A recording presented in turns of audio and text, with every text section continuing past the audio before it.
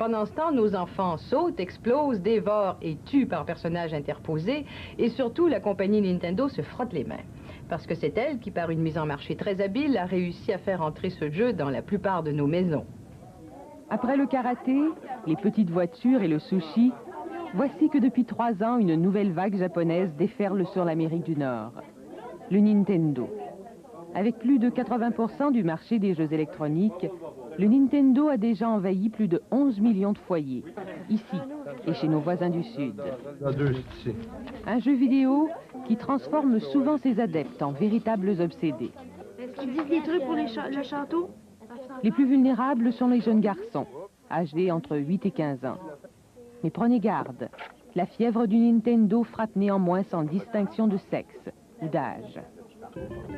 La cassette la plus populaire est sans conteste la fameuse Mario Brothers, mieux connue sous le nom de Mario Bros. Le principe du jeu, c'est d'aller délivrer la princesse en utilisant toutes sortes de forces et en passant au travers de tous les obstacles et les petites bébites qui peuvent être sur notre chemin. Évidemment, il y a des points qui peuvent être amassés. Et le but du jeu, c'est de passer au travers des 8 mondes. Dans chaque monde, il y a 4 tableaux.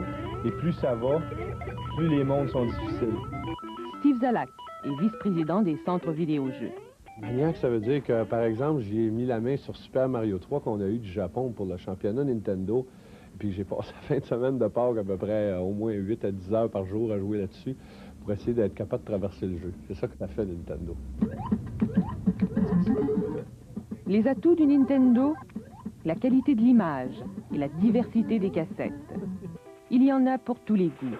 Certaines cassettes, toutefois, font montre d'un goût plutôt douteux. L'exploitation de la violence fait aussi partie de la panoplie Nintendo. Mais sa plus grande force repose sur un contrôle minutieux du nombre de jeux mis en vente. Cette rareté relative crée une demande qui frise parfois la frénésie. C'est ce qui fait que les gens, ils en veulent du Nintendo, ils en ont pas, ils en veulent. Ici, avant Noël, on avait des lignes le matin à 8h30, 7h30, il y a des gens qui attendaient pour que le magasin ouvre pour pouvoir venir acheter des jeux Nintendo. Quand on n'en avait plus, ça criait très fort, des parents. Présent dans 17% des foyers, c'est au Québec, plus que dans toute autre province canadienne, que le phénomène Nintendo a le plus d'ampleur. Il y a des tonneaux, là! Ici, dans cette classe de l'école Saint-Germain d'Outremont, plus de la moitié des élèves possèdent ce jeu. Henriette Léger est la directrice de l'école. Et pour elle, toute cette folie du Nintendo n'est pas sans causer certains problèmes. Ils sont en classe, puis ils deviennent surexcités, contrairement à ce qu'on peut penser. Bon, ça stimule la concentration. Peut-être lors du jeu, ça stimule la concentration, mais pas lorsqu'ils sont en classe. Il y a une baisse d'attention, et puis il y a aussi beaucoup de... ils deviennent surexcités. On dirait que c'est un effet secondaire que provoque le Nintendo, entre autres, c'est d'être surexcité, de perdre justement la concentration vis-à-vis un apprentissage, vis-à-vis un enseignement. Quand un enfant est en situation problématique, là, comme surexcitation ou manque de concentration, souvent quand je vois un parent, je lui demande, il y a 3 choses que je demande. D'abord, je parle d'alimentation, je parle des heures de sommeil, puis je suis rendue à parler de l'usage du Nintendo.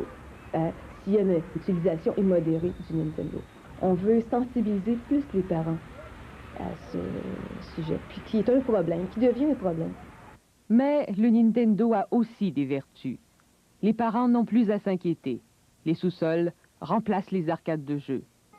C'est l'occasion pour Mathieu, Fabien, Olivier et Jean-Félix d'échanger des trucs et discuter stratégie. Ici, tu peux pas prendre ton champ. Eh oui! Regarde, tu casses les 2 affaires ici. Âgés d'une dizaine d'années, ces jeunes ont grandi avec les jeux vidéo. Pour eux, le Nintendo n'a rien de bien mystérieux. Ce n'est que le jeu le plus intéressant sur le marché. Tu sais, ma mère a dit, apprends-moi à jouer un peu. Je peux pas lui montrer c'est quoi les boutons, je les connais par cœur, juste en touchant les doigts. Mais qu'en est-il de leurs parents? Il aime ça, mais il joue des fois, sauf qu'il dit que ça rend nerveux, c'est ça. Puis on joue trop, puis ça nous empêche de faire d'autres choses, aller jouer dehors. Le matin, tu sais, on veut pas aller déjeuner, juste pour ça, au dîner, au souper. Puis ils disent que ça, je peux pas être vraiment maniaque parce que je lis aussi beaucoup, alors... Ben, ils me laissent jouer, mais eux, ils jouent pas vraiment, là, tu sais. comme, ils comprennent pas ce qu'il faut faire, puis, je sais pas, mais ils ont pas le talent pour ça, tu sais.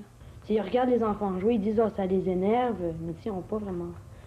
Ils peuvent pas vraiment savoir qu'est-ce que ça fait. Il faudrait qu'ils jouent puis qu'ils apprennent. Une équipe de chercheurs de l'Université de Montréal se penche justement sur le sujet. André Lafrance est l'initiateur de ce projet de recherche qui vise à étudier les effets du Nintendo sur les jeunes. L'idée lui est venue après que lui aussi ait succombé aux demandes incessantes de ses enfants. Mais là, quand les voisins et mes amis sont mis à me dire « T'as pas acheté ça, c'est effrayant, tu vas abrutir tes enfants », alors là, je me suis commencé à me poser des questions. Et j'ai des instruments. Moi, je suis professeur de communication, je suis chercheur, j'ai des instruments d'analyse de ces choses-là. Alors j'ai dit, pourquoi je n'utilise pas mes propres instruments pour vérifier si je me suis trompé ou si j'ai fait un bon coup? Qu'est-ce qui fait qu'un enfant est fasciné par le Nintendo? Qu'est-ce qu'il en ressort? Quels sont les mécanismes intellectuels qui sont impliqués dans le jeu qu'il est en train de faire? Nous, on pense, comme postulat, et il faut le vérifier, il y a certains jeux qui développent une capacité de stratégie chez le joueur. Il y a de la stratégie à développer et peut-être que cette stratégie-là ressemble exactement au processus de décision qu'on retrouve chez les gestionnaires, chez les entrepreneurs. Vérifions. Deuxièmement, il y a un instrument d'échange social. L'enfant a besoin d'avoir quelque chose à négocier avec ses copains à l'école. Quelque chose à discuter, mais à négocier. Or, si je trouve, il y a un défi, j'ai trouvé des solutions, je les échange avec mes voisins. Troisièmement, il y a peut-être là l'élément qui est la base de tous ces jeux vidéo dont il faudrait étudier l'impact. Ce syndrome Pac-Man qui est « je te mange, sinon tu me manges » pourrait peut-être se résumer dans un système de valeurs qui présenterait des options un peu trop limitées. À l'Association des consommateurs du Québec, Marie-André Amiot, la directrice générale, préside une autre réunion où le Nintendo figure à l'ordre du jour. Ce jeu a suscité une avalanche d'appels de la part des consommateurs. Le Nintendo allait donc subir le vrai test. Un séjour de 2 semaines par famille, dans 5 familles différentes. C'est un jeu qui passionne les jeunes, les moins jeunes et les moins jeunes. Les grands-parents jouaient, tout le monde joue, tout le monde est intéressé, autant comme spectateur que comme joueur. Alors, pour nous, ça a été très révélateur de voir que ça se vendait aussi bien à un prix aussi élevé. On croyait avoir atteint le seuil psychologique du 50 $ quand la poupée bout de chou est venue sur le marché. Et on s'est rendu compte que le seuil psychologique des gens dans leur budget était beaucoup plus élevé. Dans leur revue d'analyse des jouets, le Nintendo se voit attribuer une note de 6, la plus haute. L'excellence ne lui est pas accordée, en raison de son prix jugé trop élevé. De par le prix du Nintendo, disons 200 $ pour un jeu de base, plus une cassette, ça va vouloir dire qu'il y a bien des gens qui vont dépenser tout le budget qu'ils avaient alloué pour leurs enfants sur ce jeu-là. Bon, qu'en advient-il des autres jeux? Est-ce qu'ils vont ils vont les piéger dans les réserves secrètes pour acheter d'autres jouets? Alors, on a perçu chez les acheteurs de grandes chaînes certaines inquiétudes à ce niveau-là. Cette inquiétude est certes fondée, car rien ne semble vouloir arrêter la popularité fulgurante du Nintendo. Est-ce que c'est un 8 du 1? Ah! C'est 40! Là, ça va vous donner des chaînes comme ça. Ah, c'est... Ah! Hey, c'est... En 89, on prévoit que le nombre de foyers possédant la fameuse console passera de 11 à 20 millions pour l'Amérique du Nord. Lors d'une récente rencontre tenue à Las Vegas, des spécialistes en marketing allaient même plus loin dans leurs prévisions. Je suis mort, on va faire essayer un autre.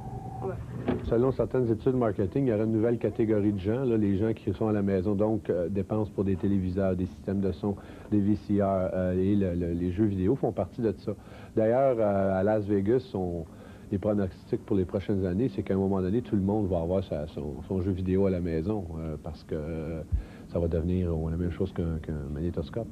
Le mot japonais Nintendo signifie s'en remettre à Dieu. À voir le succès que connaît cette compagnie, il semble qu'elle soit tombée entre bonnes mains. Ça, c'est une vie, ça. Une vie, un champignon de jouet. Ah, c'est super.